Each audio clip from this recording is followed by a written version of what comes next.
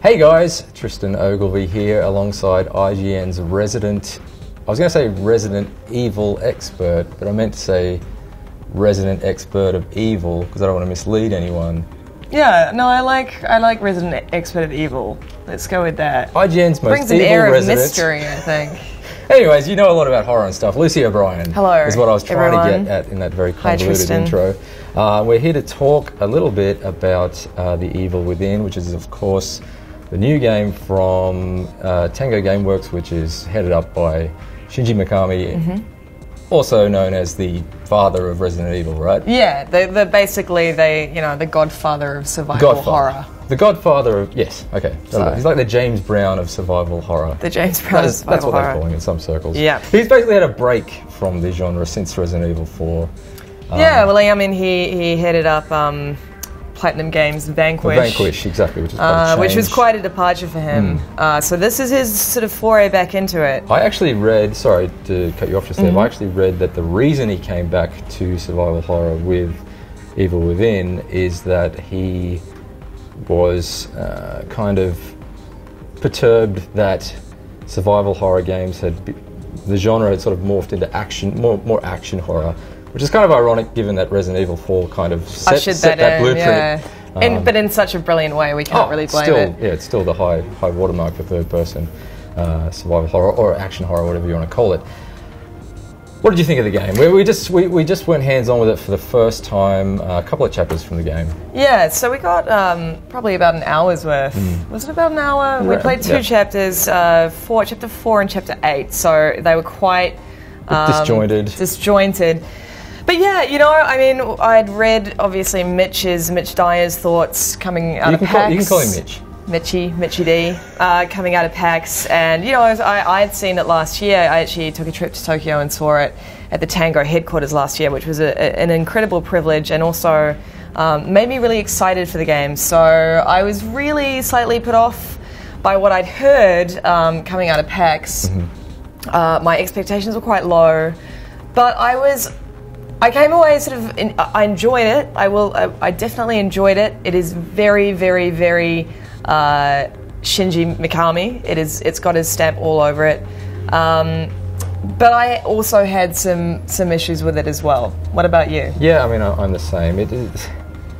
There are elements of it that I do enjoy, but I mean, it comes back to what we said at the intro, that he said that he wanted to bring this genre back to sort of survival horror, but in doing that, or with that goal in mind, is kind of maybe sort of reversing the growth of the genre a little, or at least taking it back to, well, let's just jump right into it, an old school sort of design. Now, that gets to the crux of this debate as to whether that is necessarily a good thing or a bad thing. I mean, he is right. I mean, the genre has become very action-oriented, so... Or you just look at the last Dead Space, for example. Right. I mean, it's... survival horror has kind of ceased to be survival horror, really. There's a lot of interesting stuff coming out on PC, a lot of the smaller games. Outlast, for example. But in terms of, these big blockbuster games of yesteryear, we're just not seeing them anymore. Well, I mean, they have become action horror. They've become action titles. Well, I guess this is kind of the barometer for the success of this game. Were you scared? I was, okay, I mean, this is another thing. There was one moment where I was genuinely frightened, and I had actually run out of ammo, and I was being pursued by a group of these nightmarish creatures. They're not the old school sort of zombies or the weirder kind of... They're more kind growthy kinds that you saw in Resident Evil 4. They were more sort of...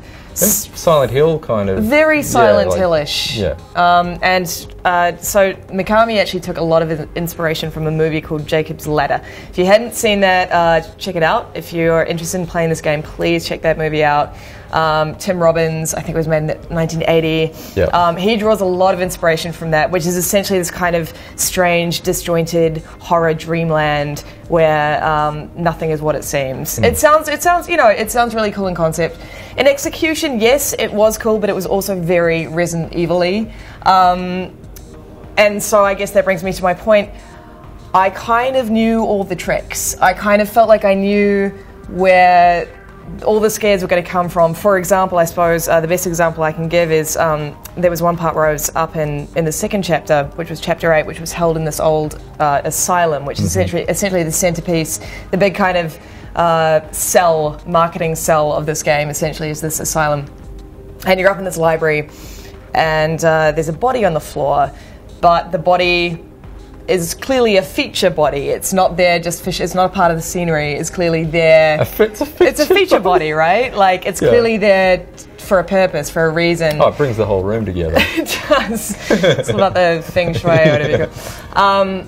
But yeah, I mean, obviously a lot of people who haven't played Resident Evil would perhaps just stumble over that body. But of course you know that body is just going to get up and try and eat you.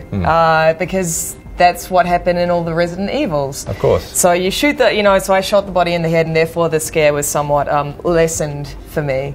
I guess the slight twist on that is that with that in mind, because you have a box of matches in the game, and you can sort of go around preemptively burning bodies, or burning them after you've shot them, so that they don't come back.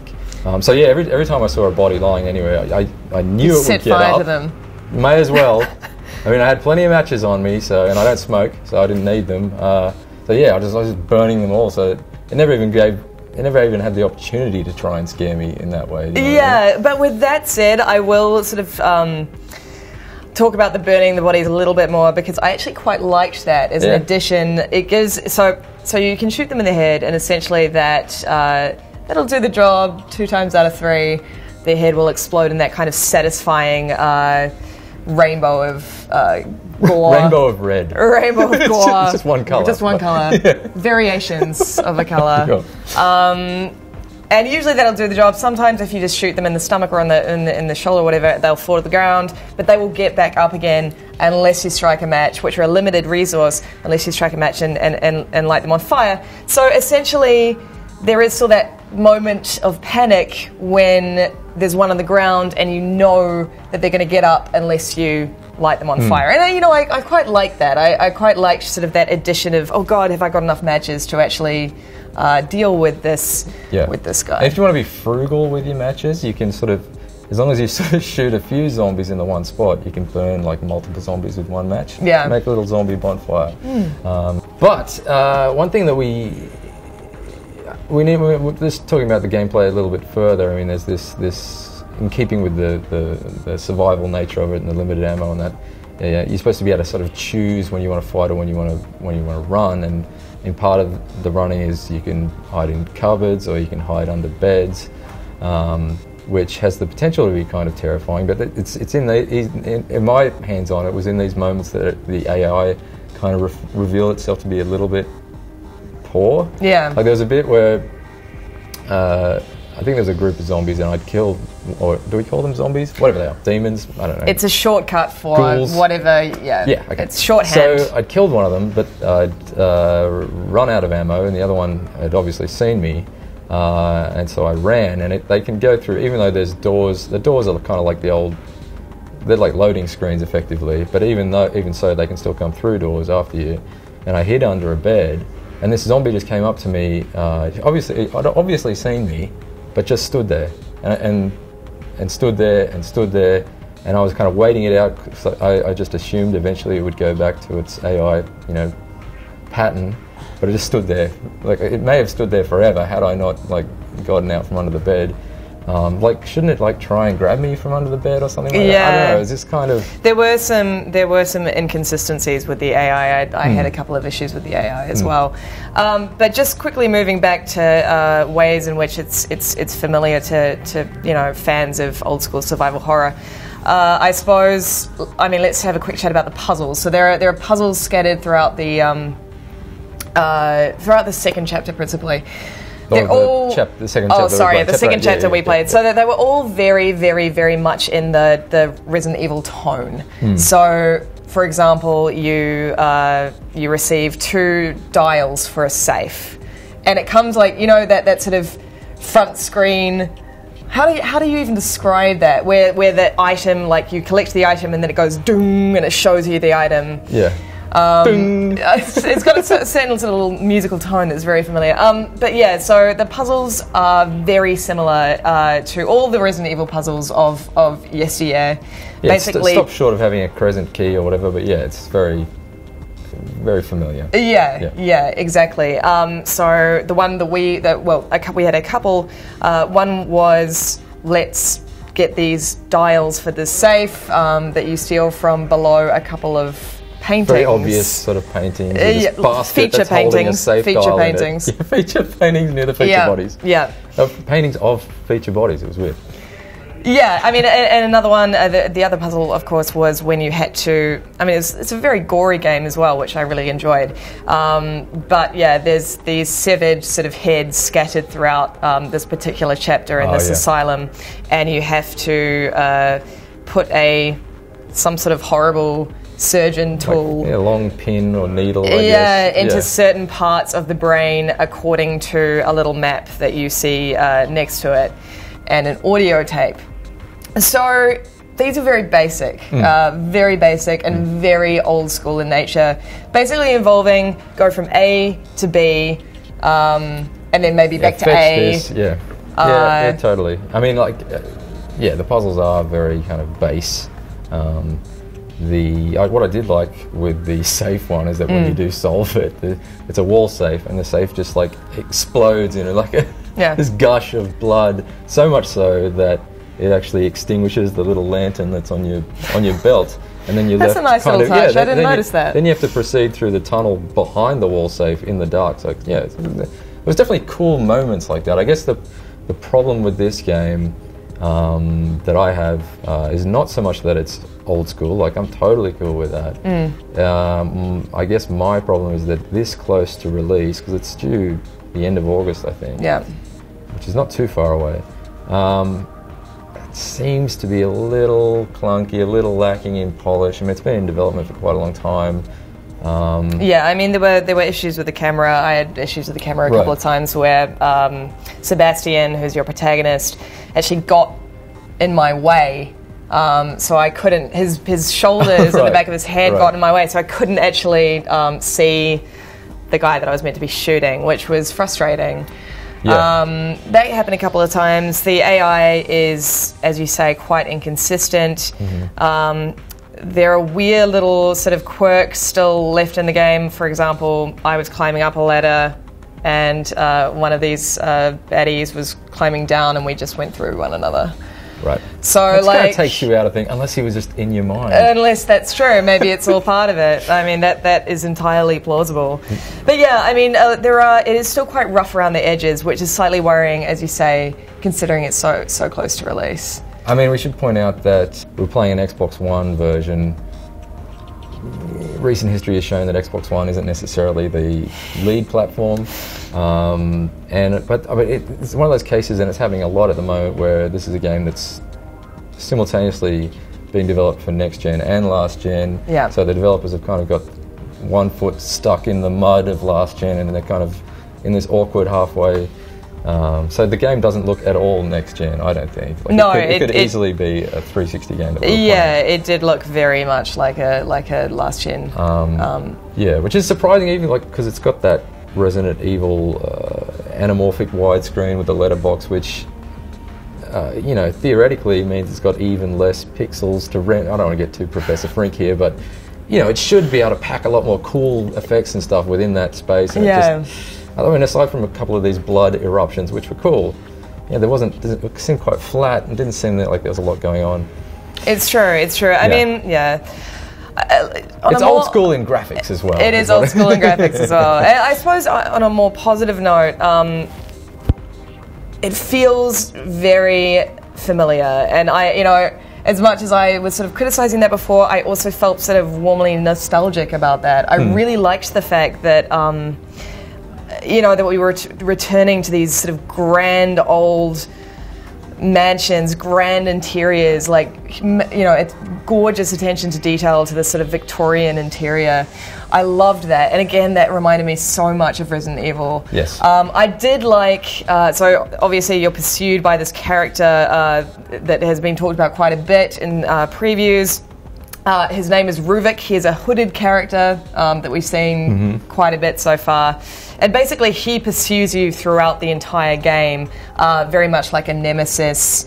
Very much so. Yeah. Sort of type thing, or a Pyramid Head, for example, in Silent Hill. Yeah, you can't really kill him. You can't kill him. Yeah. You've just got to flee. And as much as, from a gameplay perspective, it's fairly pointless because you've just got to wait it out until he disappears, or yeah, well, actually, you've just got to wait it out until he disappears. You've just got to run away, and then he will eventually disappear. Yeah. But it does constantly add this kind of franticness to the proceedings where you're like, oh God, is he actually going to appear right now when I'm already being pursued by four of these guys? You know, I mean, I really liked that. That was a part of Resident Evil Nemesis that I loved, and of course the Silent Hill series that I loved. Yeah, and I get, again, it's just so Mikami, and it feels like the Resident Evil 4 sequel that he didn't make, albeit a little late. I mean, I think just a little late. There are certain kind of points where I was just thinking, God, it's like the game totally ignores a lot of the progress that's been made in the last 5 years. But at the same time, I found that slight, you know, it sort of warmed me with its kind of nostalgia, and I'm really, really excited to get my hands on the final game. But I think it is very much in that Resident Evil vein, and for people expecting some kind of evolution or innovation beyond that might be a little disappointed. Particularly, and another thing we haven't talked about, which was something that Mitch brought up in his preview, was characterization. So Mitch said that he thought that he was concerned that Sebastian showed no fear. Right. But again, this is very much a character in the vein of Leon, who is just kind of a puppet. He's like a meat puppet, essentially. That's probably not what they were going for, but you know, there was one instance where I'd sort of killed all these bad guys, killed all these ghouls. I'd shot this big, fat, giant guy and then set him on fire. And I was walking through blood, and blood had just sort of poured down a hallway. That's all this sort of stuff had gone down, and he sort of made the observation that something weird's going on here, or something like that. Like just something like some really, you know, it's classic Resident Evil. And to me, that's all part of its charm. I'm not expecting to really go into the minds of these characters. No. But then, you know, he did say that Jacob's Ladder was one of his inspirations, so maybe there are more surprises in store for us. Yeah, and on that, there's a whole chunk of the game that, or aspect of the gameplay which is devoted to sort of weapons customization and stuff like that. Stuff that was closed off to us in this demo. So I mean, the gameplay could be a lot more, you know, interesting and diverse than it seemed in our hands-on. So I mean, there's still a lot to learn about the game, and there's still some time to maybe iron out the kinks. So provided that you aren't, as you said, you aren't expecting the second coming of survival horror, there's definitely potential here that Resident Evil fans particularly could very much enjoy this game. Fingers crossed. And you know what, I will say, something that I've really missed that I feel that only Mikami can do is, well, something that I really miss that he does so well is that shotgun to the head, that satisfying pop. That sounds really sadistic, but it's something that I always really enjoyed in Resident Evil 4. It's not sadistic at all. So, you know, they've got that right. Yeah, okay, cool. Well, there you have it, Evil Within. It's old school horror. It is old school, and that may or may not, well, I don't think it's necessarily a bad thing as long as they get it over the line. But to find out more about the game, keep glued to IGN. See you later.